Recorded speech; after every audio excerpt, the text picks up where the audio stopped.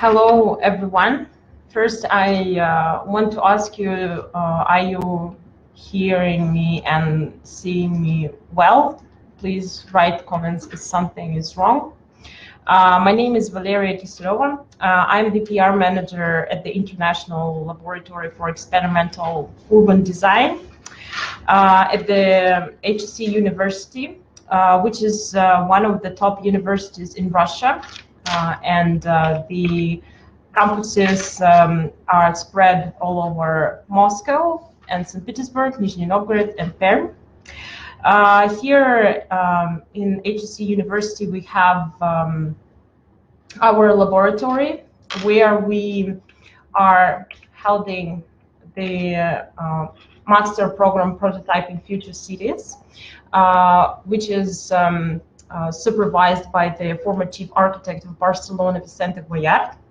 And today we have the webinar of our tutor, Paulina Smukovskaya, who is the legal counsel and data protection officer at Avita, and also she's teaching legal regulations at the International Master Program Prototyping Future Cities. So please welcome her and listen to the webinar about privacy in public spaces. Thank you.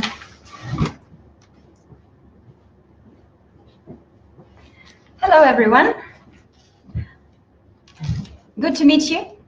I hope that this hour or so will be enjoyable for both you and myself. A few more facts about me. I chose this particular screenshot from the website so you know that I am actually related to the program Prototyping Future Cities, and also very honored to be part of this program. I was born in Belarus, later studied and worked in the States, South Africa, and more recently in the United Kingdom.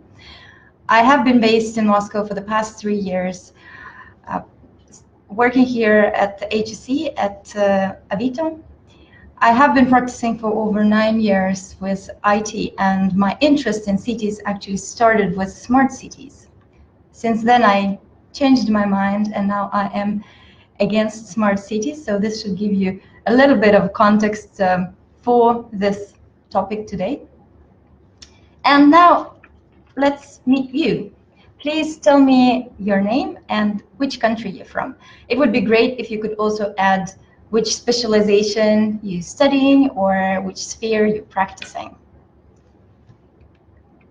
There will be a little bit of delay, but it will be great that as you are all joining and gathering around for this webinar, you'll all be able to see who we're in the company with today.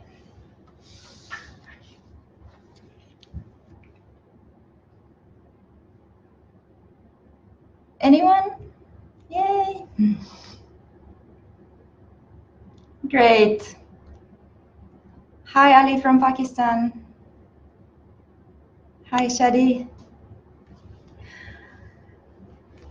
While we are approaching the meat of today's webinar, I would like you to take a moment and really think, why are you here? What triggered your interest in this topic? What do you want to take out of this?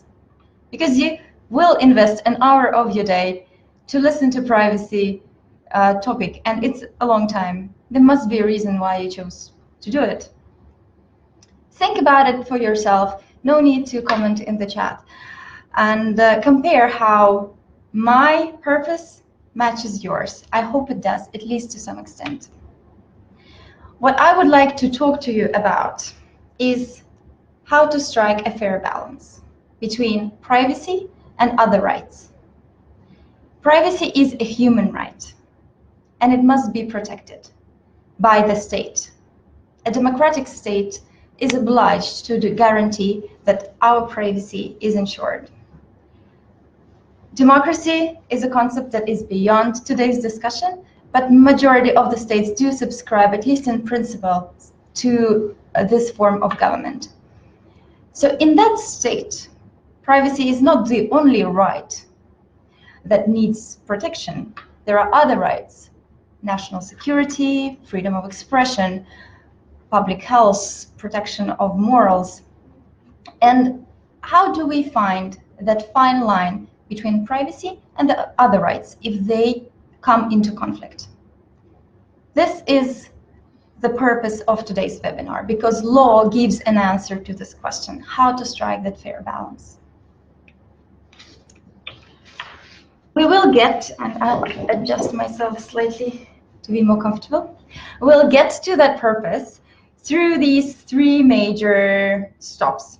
We'll first talk about what is public space, then what is the right to privacy, and at the end, discuss the three potential scenarios where privacy comes into conflict with our rights.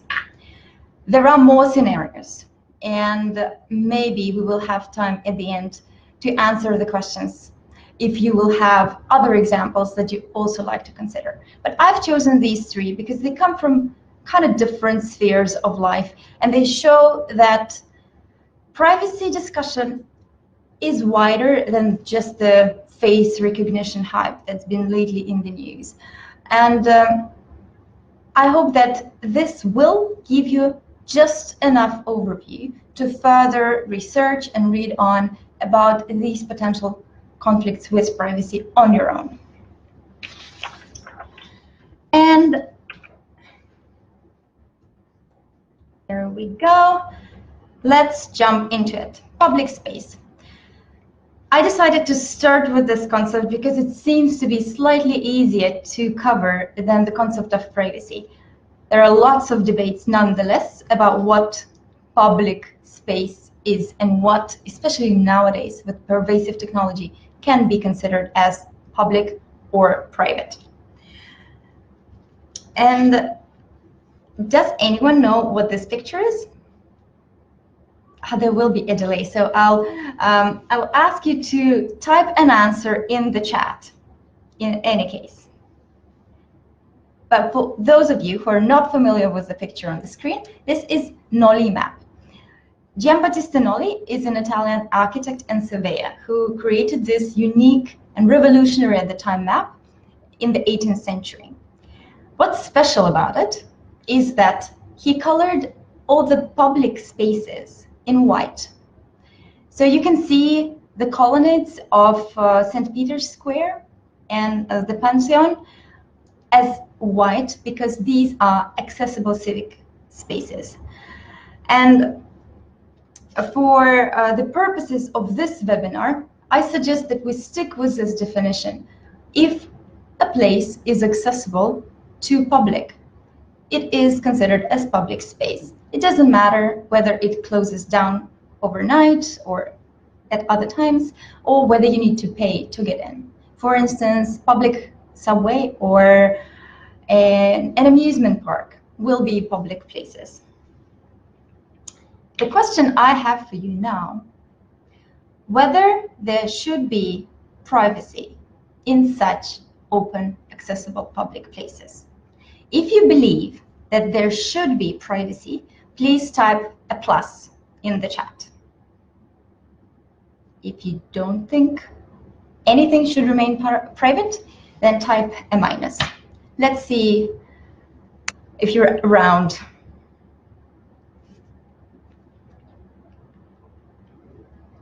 We have pluses so far.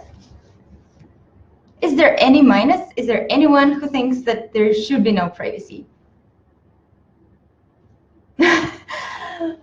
Because I want to start a debate, and my proposition would be that there should be privacy. So I do believe that privacy has space in public space, and there are a few reasons why I believe that. First, there are still things that remain private even when we're outside in the public view. For instance, underwear, right? And there's a whole case law and discussion how illegal it is to use technology, X-ray, for instance, to screen whether a person is even wearing an underwear. We have private conversations in public space, and without eavesdropping technology, it is impossible to overhear everything that people talk about.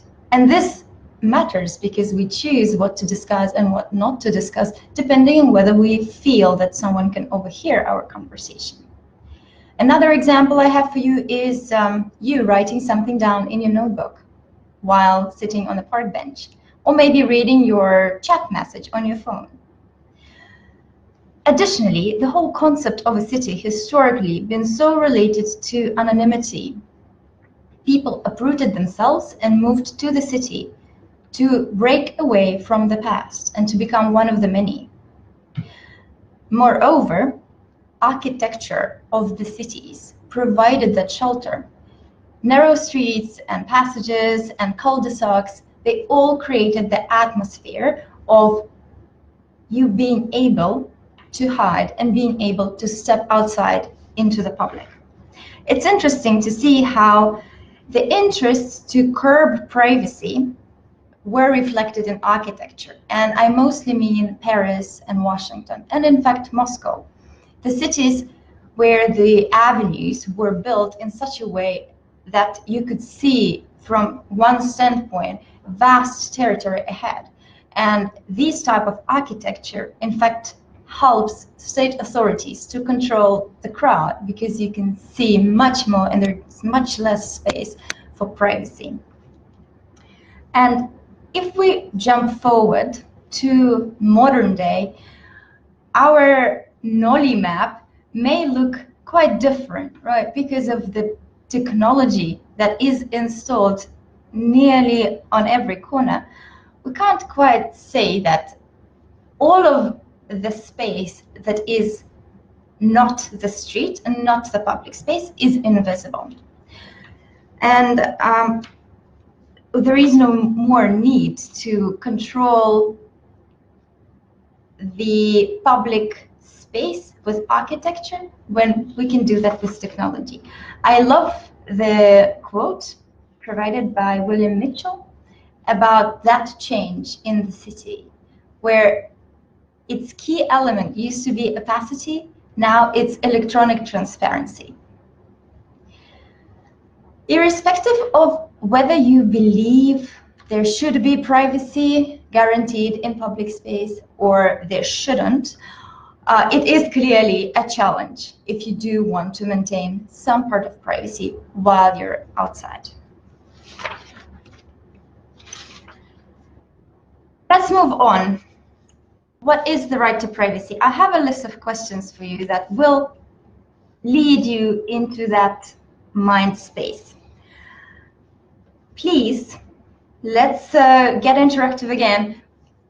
Place digit 1 in the chat if you believe that the questions I will be asking relate to privacy, and put a 0 if you believe that these questions have nothing to do with privacy. Maybe they are related to other rights, but not privacy, or at least if you doubt how privacy has to do anything with these questions.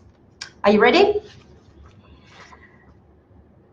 You are installing a lock in your door to make sure that no strangers can walk into your apartment. Does this relate to privacy or not? Great. Okay, we have some audience here. Question number 2. A call center is telling you in the jungle that they will record your conversation with the call center agent for quality purposes. Does it relate to privacy? Number 1. It doesn't relate to privacy. 0. Question number 3. You are making a decision whether to make a tattoo or not.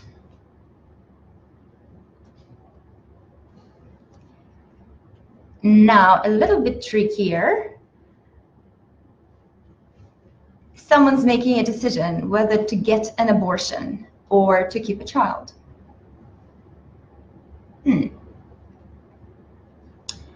Next question. You deciding not to tell your parents that you tried smoking when you studied in school. Next question. You choose to make an anonymous comment on booking.com because the hotel was crap. Last questions. You are shutting the bathroom door behind you when you want to use the bathroom. Yeah, okay, I don't think anyone has questions about this question. And last but not least, you are permitting your browser to accept HTTP cookies.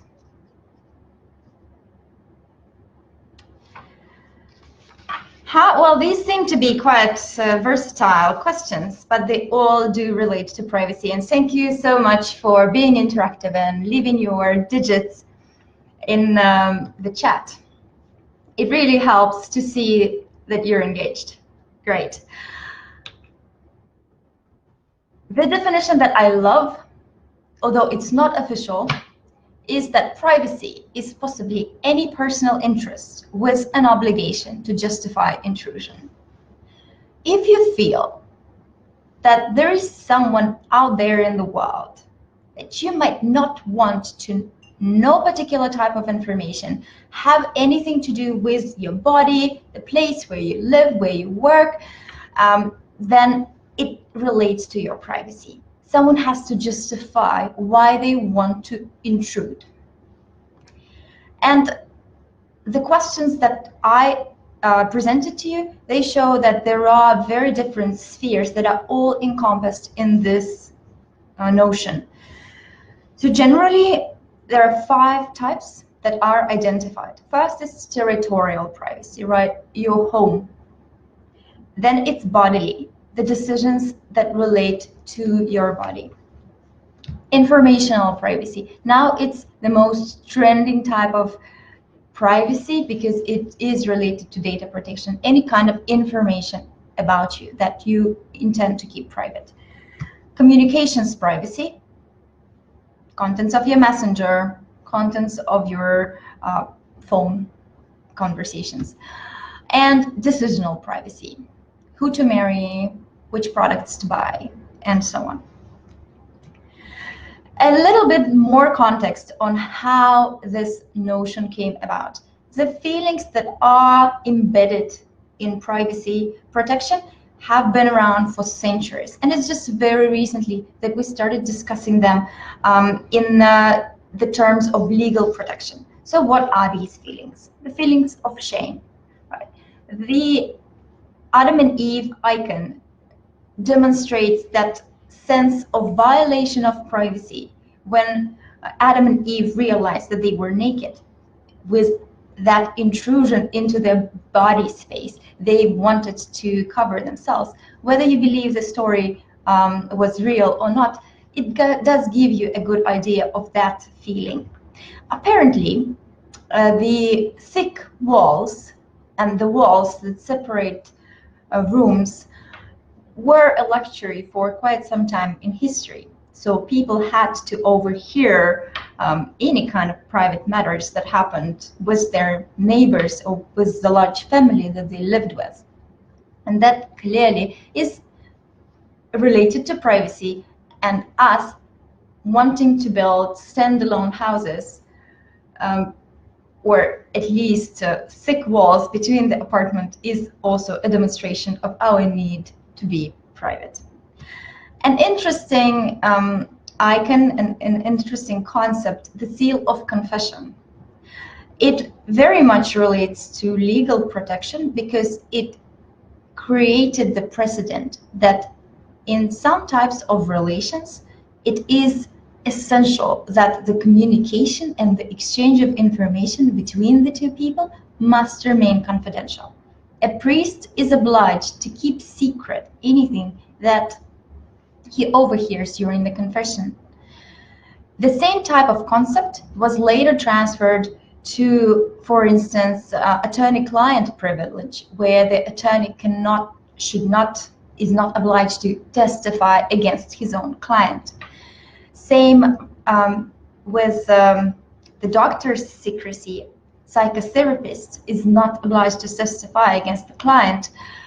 In a marriage, a partner is not obliged to be a witness to testify against the spouse because of this particular type of confidential relationship. Moving on in history, this architectural design appeared in the 18th century and is very significant for the concept of privacy. If anyone knows what this design is called, please type it in the chat.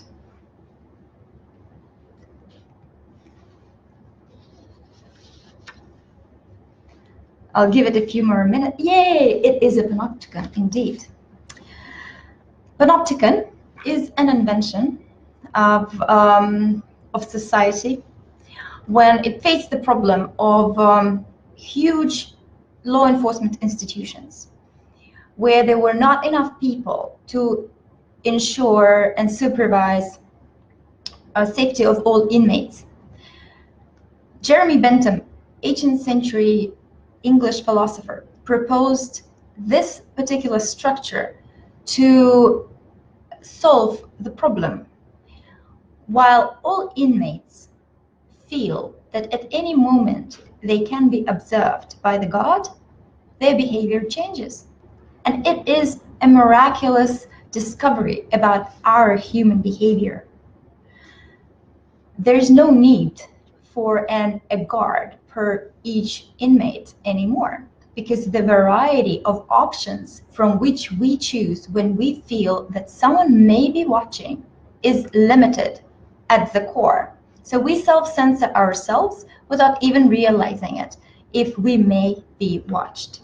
Michel Foucault in the 20th century praised this concept and suggested that it can be used not just for law enforcement institutions, but any public institutions where we need control and administration.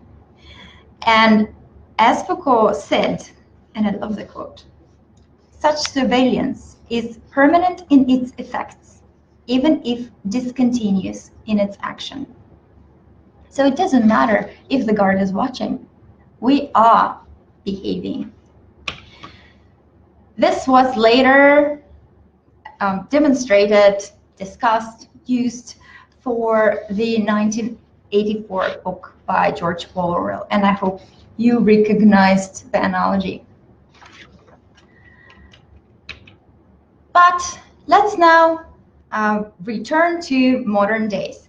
Michel Foucault was 70s of the 20th century, Jeremy Bentham, 18th century, and in the past 20 years, so much has changed that maybe these notions are no longer relevant for our discussion.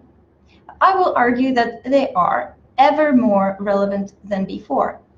Informational privacy risks with the development of technology have become so high that special type of regulation for information that relates to us was proposed.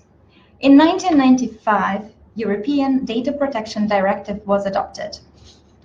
What's interesting, I think, is to put that date and adoption of that fundamental directive in context. Does any one of you know when Facebook started?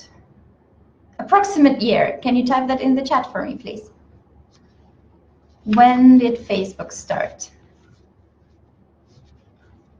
Exactly, yes, thank you. 2004 says Wikipedia. And the year of the first iPhone? 2007, exactly. A bit more trickier of a question. Years when the adoption of HTTP browser cookies started.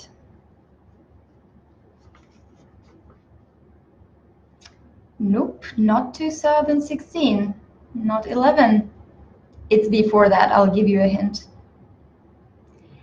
Even earlier than 99.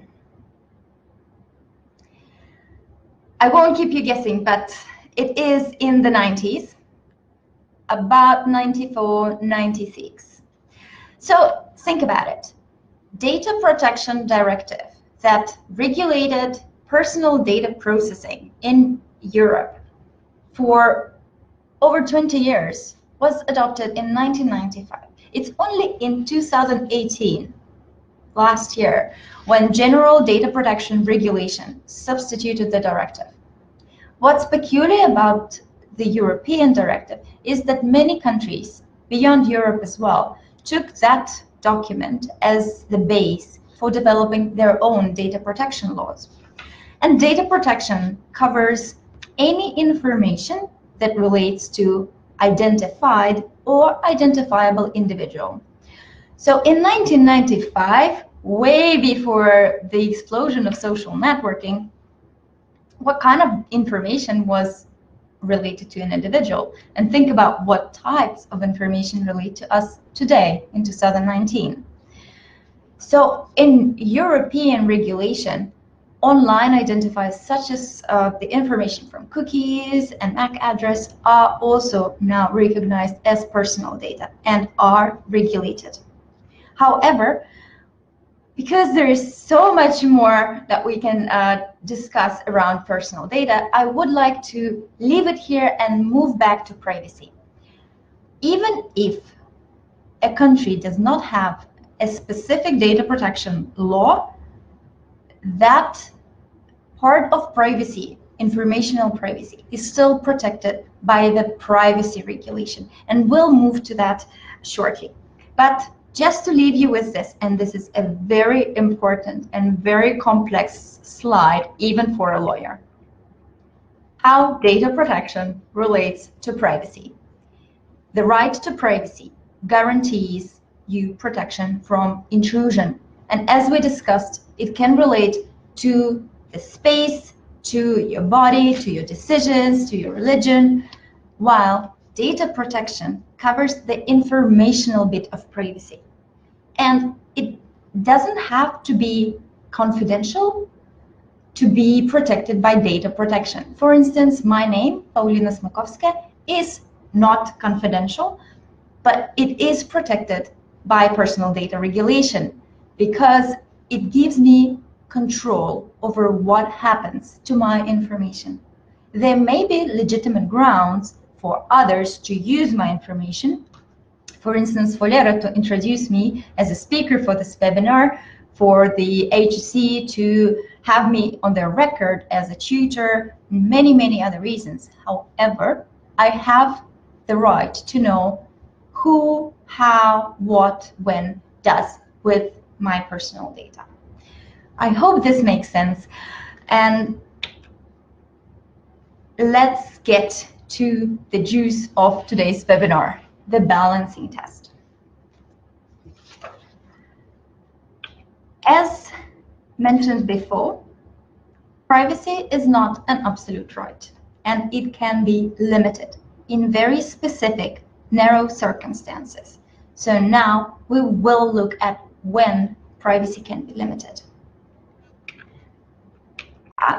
No, let me go back to the slide because it is a beautiful work of art and it will be such an omission if I skipped it. Chiara Shiota created this piece in silence from a rubber bands that all are connected to each other. So if one piece of this artwork is pulled, it affects all the rest of the installation.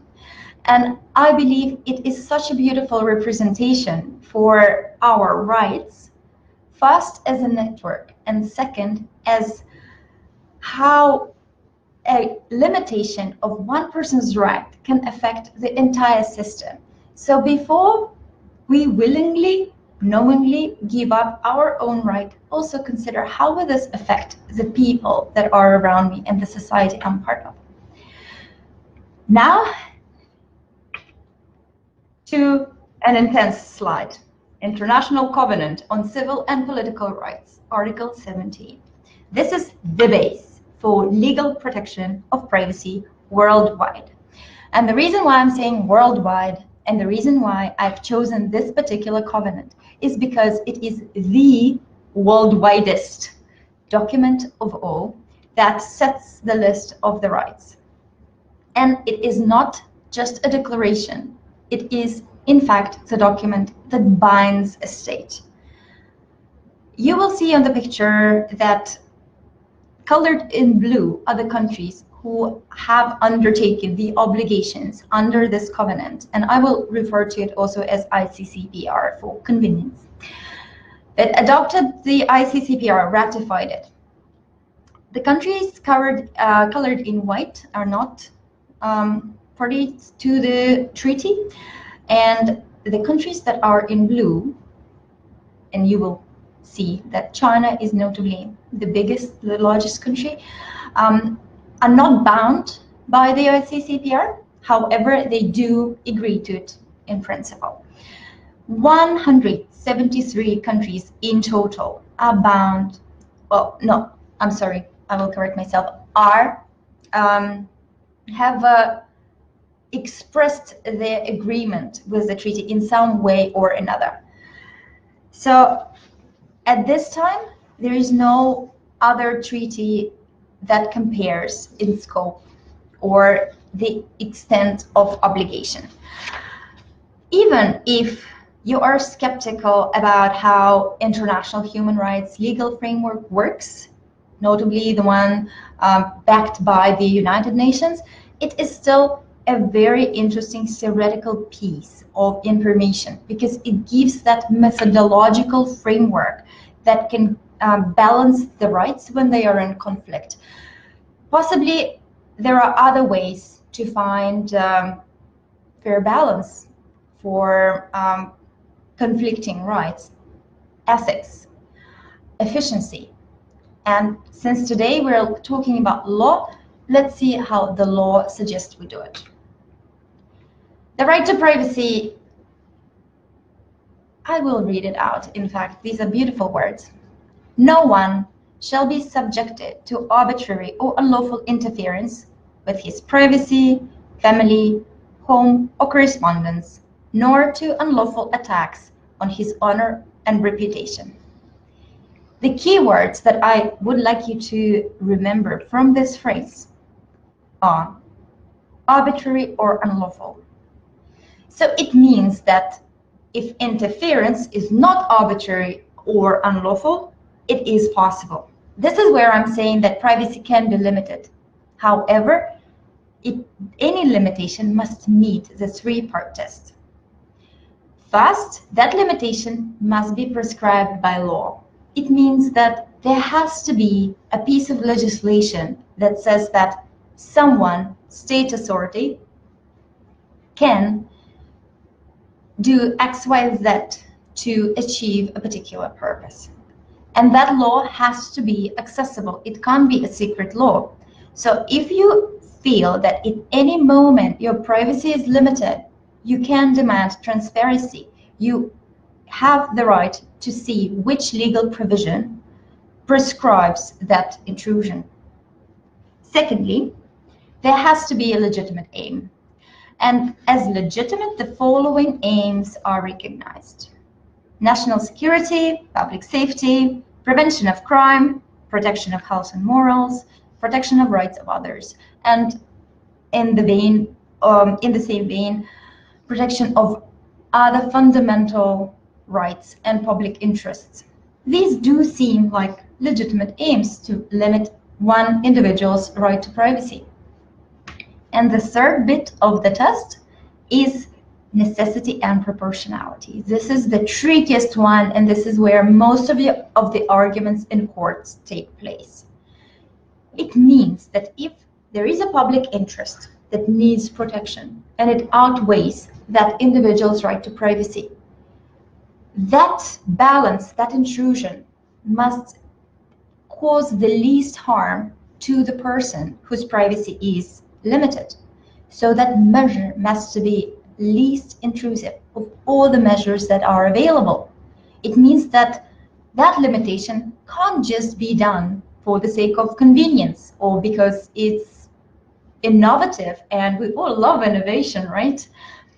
And it can't be just useful. There has to be a direct link between that minimal intrusion and the achievement of the public interest, for instance, or another aim. And without that intrusion, protection of that interest, that aim, should not be possible. And we'll look at the three scenarios that I've chosen, and we'll see how this three-part test applies in practice. I decided to start with privacy and security scenario. Charles Cutts was an American who lived in the States in the middle of the 20th century and made his living with wagering on college football. What it means is he made bets and earned money if his bet was the winning one. What he also did is he called from Los Angeles across US state lines to send the information about the proper bets, the winning bets, and so that the person who's receiving that information could choose the right bets to place, and that is against the gambling law in the States, or at least it was at that time. What FBI did is that tapped the phone booth where Charles Cutts stood informing his friends about the proper bets. And then in court, when they charged Cutts with violation of the gambling law, the FBI submitted that phone conversation as evidence. And in the court of first instance, the FBI won. However, when Cutts appealed and the case went all the way to the US Supreme Court, the decision was made in favor of Cutts' privacy, 7-1 in fact.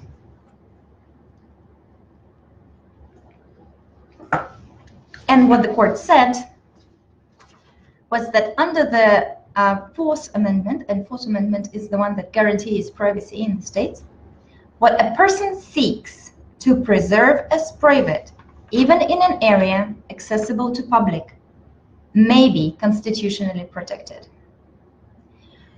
So a public space such as phone booths was recognized as constitutionally protected private area because for Cutts, the reasonable expectation was that his phone conversation would remain private. So let's look at the balancing test. How does this play out? There was a norm in US legislation that permits FBI to tap phones in the course of investigation. So that's covered. Legitimate aim, pardon me. In this case, there was a clear violation of a federal law, and the state authorities needed to prosecute the offender. Seems like a legitimate aim, but was that intrusion proportionate and necessary? What the court said, no, it didn't. I'm not sure that in this particular case, the court applied this three-part test, but the principle remains the same. The court said, of course, the FBI, you are in full right to obtain that information, but the procedure demands that you obtain a warrant if you're tapping a phone. And if FBI obtained the warrant, that would balance out that intrusion, because the warrant requires a higher proof that such intrusion is necessary. And that decision is made by the court and not by the enforcement authority itself. Thus, the balance was re-established by the decision of the US Supreme Court in favor of Cutts in 1967. If we look at modern day public spaces, the best example I found is Chongqing. I do apologize for mispronouncing. I bet I mispronounced it. Does anyone speak Chinese here? Please put a 1 in the chat if you do speak Chinese. Or place a 0 if you don't. This way we'll see if you're still around. Oh, it's such a pity. No Chinese speakers, but I hope that there will be Chinese speakers in our program one year or another. Great, at least you're here. Glad to see the zeros. Chongqing, then you won't judge me too harsh, is the most surveilled city in the world, according to Comparitech. It's a website that does research on technology services. Out of the top 10 surveilled most surveilled cities in the world, 8 are in China. And let's take a guess which 2 cities are not in China in that top 10. What are your guesses? Most surveilled cities in the world.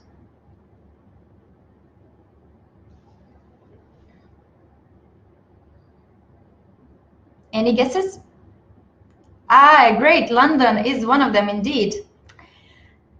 Not Mumbai, not Paris. And the other one, I'll give you a hint, is in the States.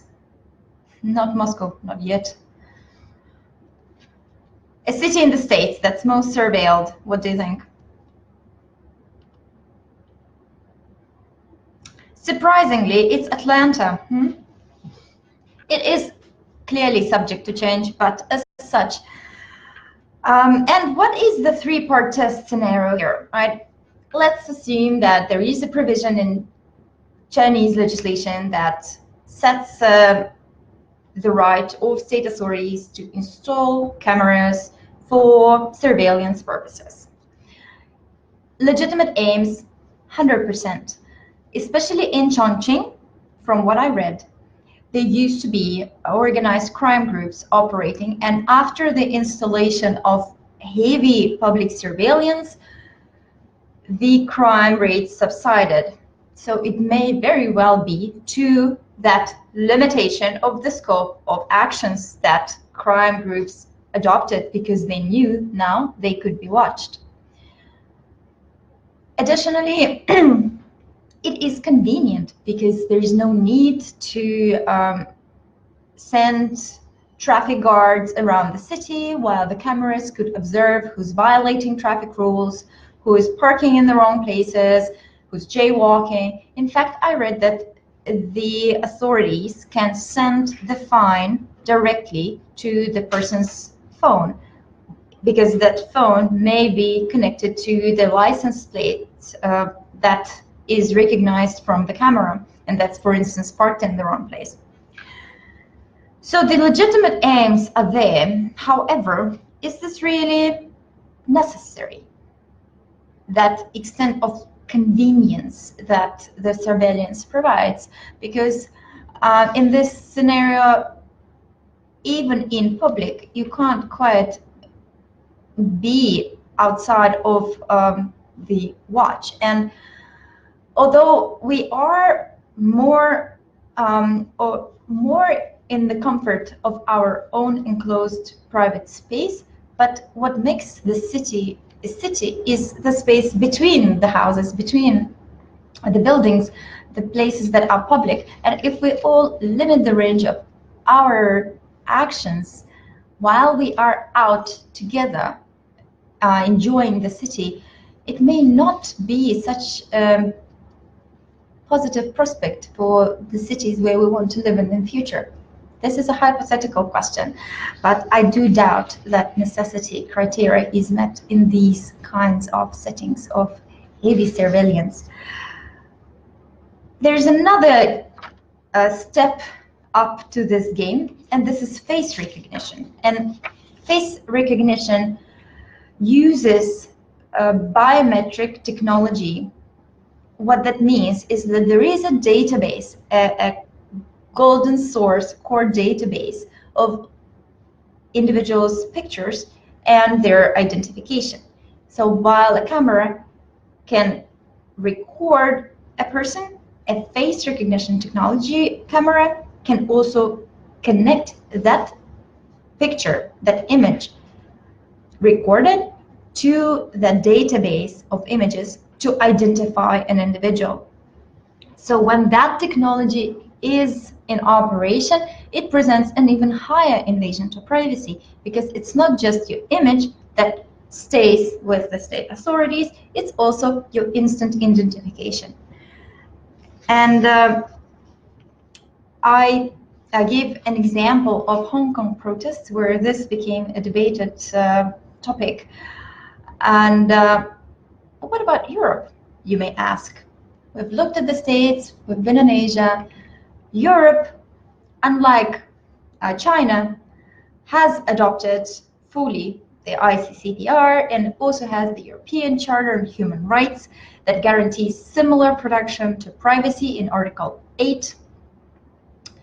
And we still battle over issues of privacy in public spaces.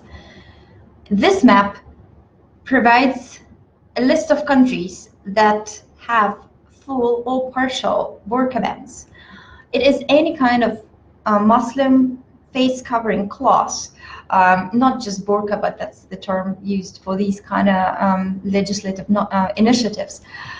And now it is being outlawed step by step in different countries. Sometimes it's a total ban, sometimes it's a ban for particular circumstances.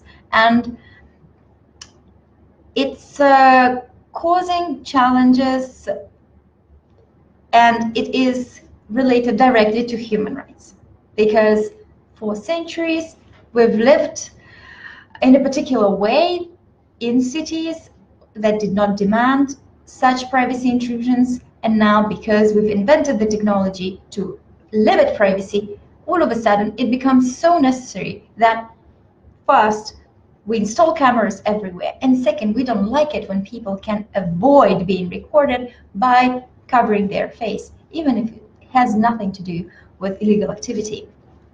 I'll leave you with this. It's a whole topic to read up on.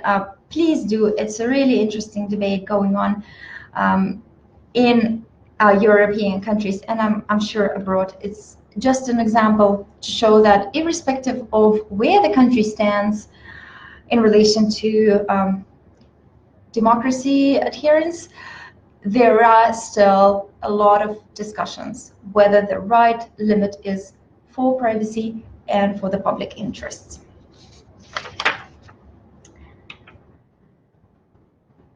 There is a black and white slide for you summarizing what we discussed. I think we will send you the slides after the webinar so you can keep it and go through. I'm not going to stop here at the moment. Let's jump straight to our second example, privacy and free speech. Just because I love these phrases, the statements so much, I will also read out the free speech clause from the International Covenant on Civil and Political Rights. Everyone shall have the right to freedom of expression. The right shall include freedom to seek, receive, and impart information and ideas of all kinds, regardless of frontiers, either orally, in writing, or in print, in the form of art or thought, or through any media of his choice. I have highlighted the words that matter the most to us. And why do they matter? They matter because of a lot of interesting things happen in public place, and we want to know about them.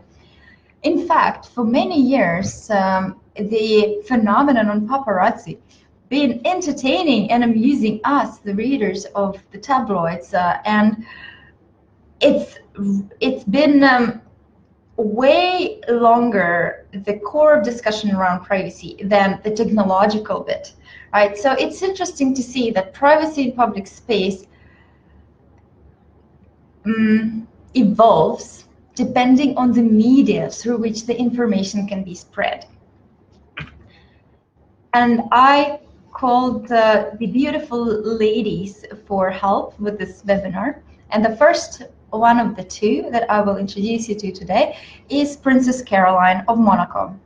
In the case of Hanover versus Germany, the European Court on Human Rights granted Princess the right to privacy in public space.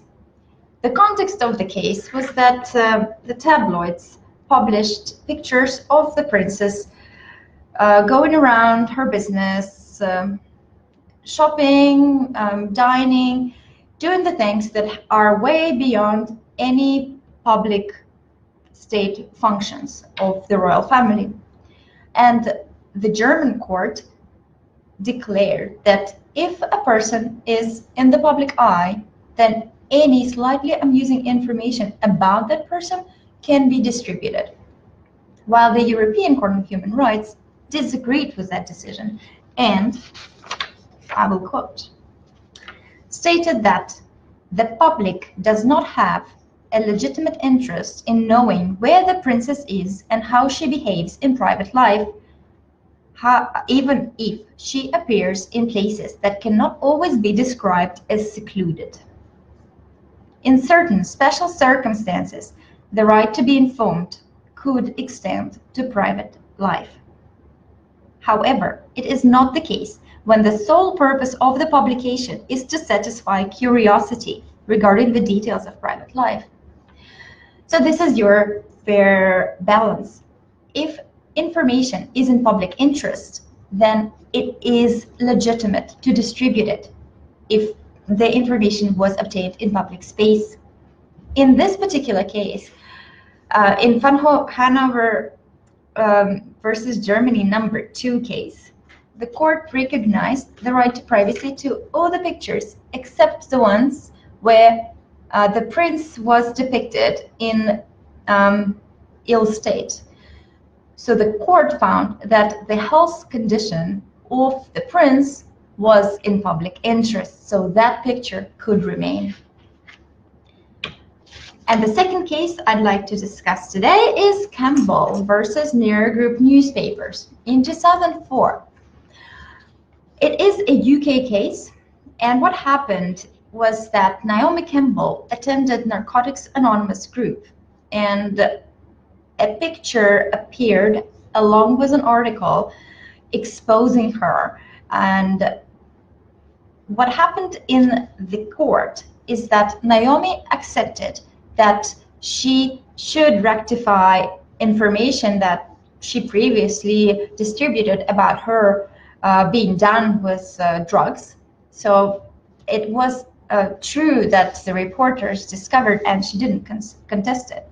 However, she didn't want the pictures of her outside of that treatment center distributed in the press. She stated that pictures went beyond her reasonable expectations of privacy, and she won. The article stayed, but the pictures had to be removed.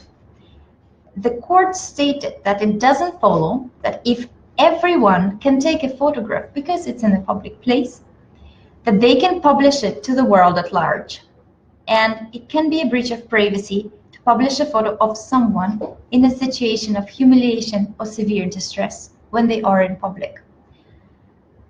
A picture is more intrusive than just the information about a particular event or a particular person, because it constitutes that continued unwanted access to the situation, which at that time could only be observed by a limited group of people. And now distributing that picture to a new, differently constituted audience will clearly change the scenario, the original scenario to which the person adapted when that person acted in a particular way.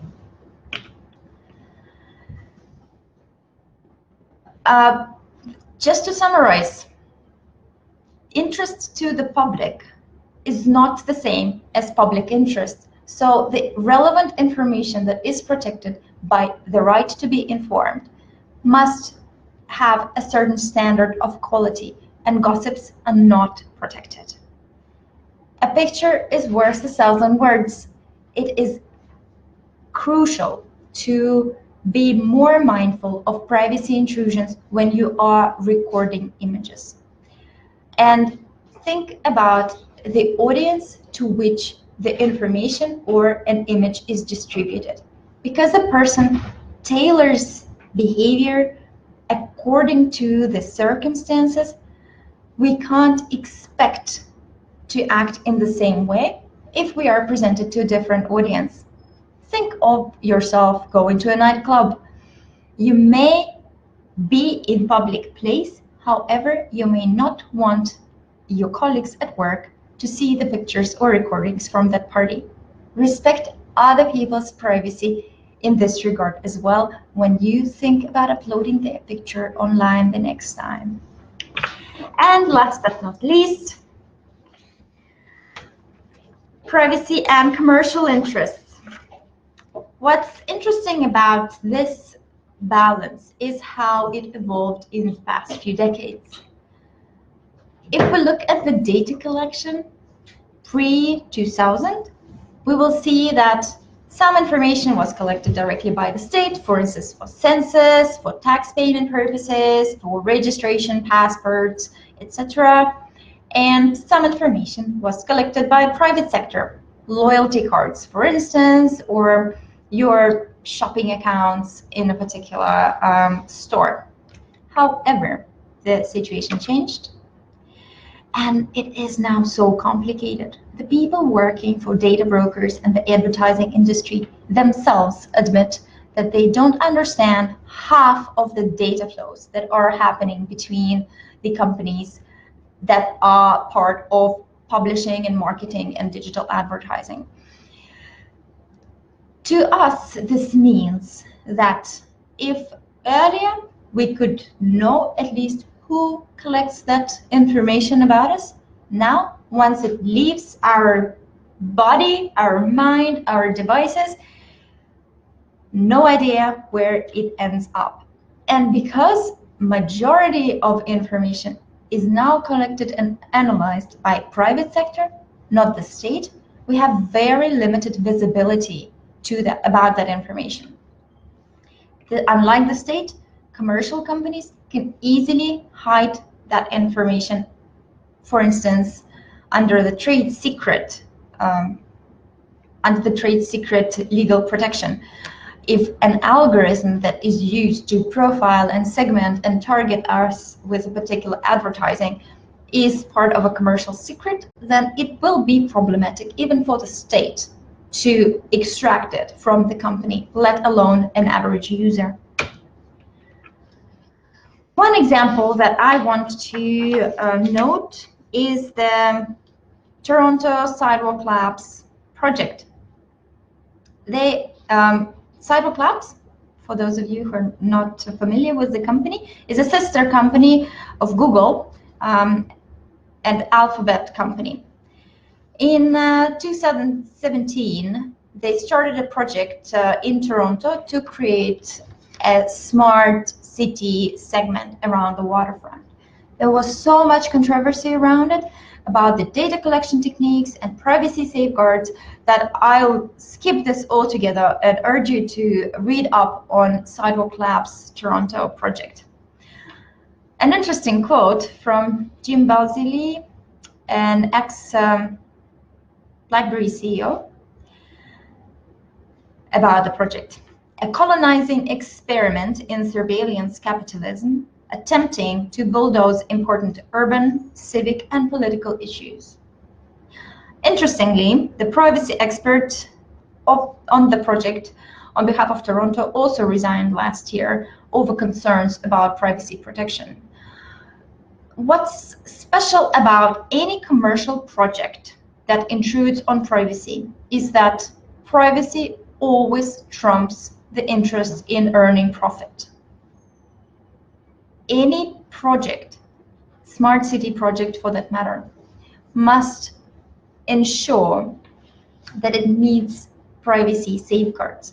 And it's not down to the company to ensure that. It's down to the state to make sure that the company observes these rules.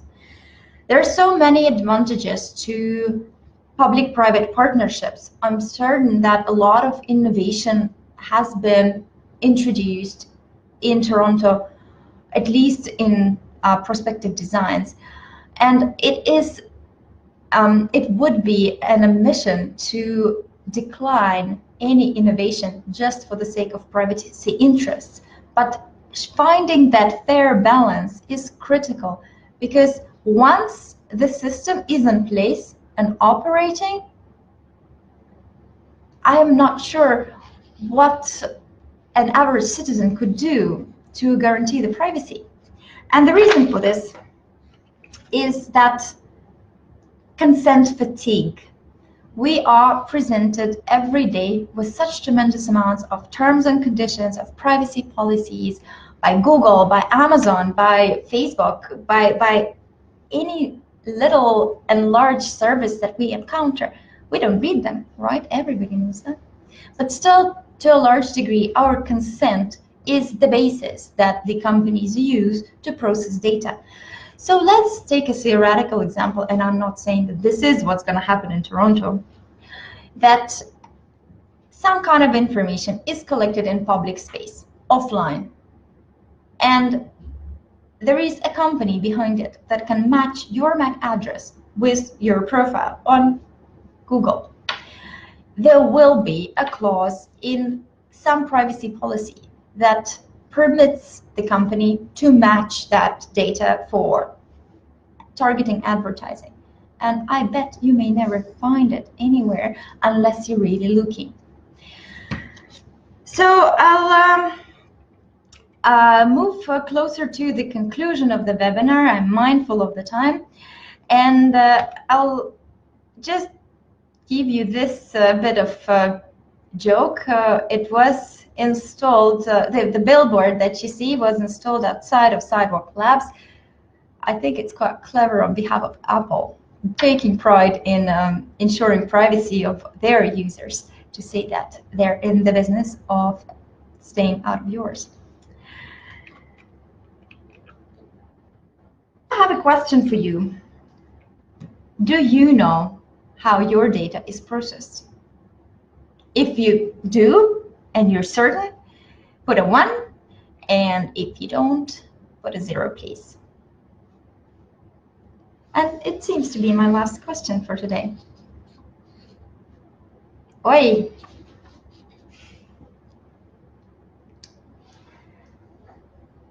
Anyone else? Anyone who knows how their data is processed? Because this is the question I ask in one of the classes during my course. In fact, I asked the students to pick a service that is provided in public place, bike sharing, car sharing, or public Wi-Fi, and actually read their terms and privacy policy, and ask themselves the questions like who owns the service, who collects the data, what type of data is collected, like do they collect your geolocation when you take the rides, can they share it with the third parties, can they sell it to advertisers, how long these services keep the data. It does do some good to read the terms, but probably for the curiosity's sake, not for the sake of changing anything. Because when the government selects that service provider to provide a particular type of service in public space, like public Wi-Fi, what can you do? Well, you can refrain from using it. I don't use public Wi-Fi in Moscow.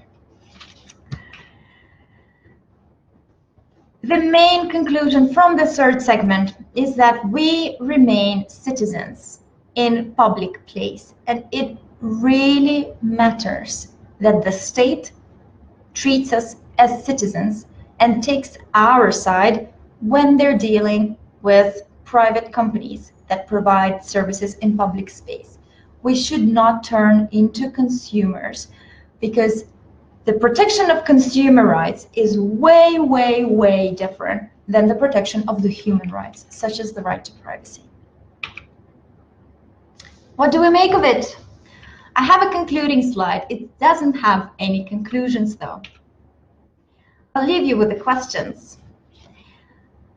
To find the fair balance between the conflicting rights, privacy, and security, we need to remember whether the benefits of surveillance outweigh the intrusion that the ubiquitous technology presents. While we're thinking about our right to be informed, we need to remember whether we are infringing on somebody's privacy. And lastly, are we really getting these free services for free? We're not. If we're not paying it from our pocket directly, we're paying for these public services with our tax money, or we are paying with our data. Sometimes I think we should not urge the cities to become smart. We should urge the citizens to become smart and make smart choices, demand information, demand transparency, and remember about the rights that we have. The right to privacy is one of the fundamental rights, and it's down to each one of us to protect it. I thank you for the time that you dedicated for this webinar. I will be happy to receive your comments. Please remember to apply for our master's program.